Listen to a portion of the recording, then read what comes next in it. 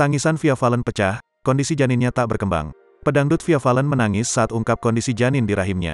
Sebagaimana diketahui, Via Valen beberapa waktu lalu mengandung janin berusia 8 minggu. Sayangnya dalam pengumuman tersebut, Via Valen juga bercerita bahwa jantung sang janin tak berdetak. Hal itu pun tak pelak membuatnya bersedih.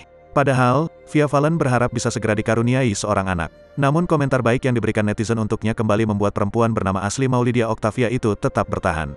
Akan tetapi tampaknya, kepiluan Via Valen ternyata kembali terulang. Sebab, dia curhat mengalami nyeri perut setelah memutuskan untuk tak melakukan cek kandungan hingga akhir tahun.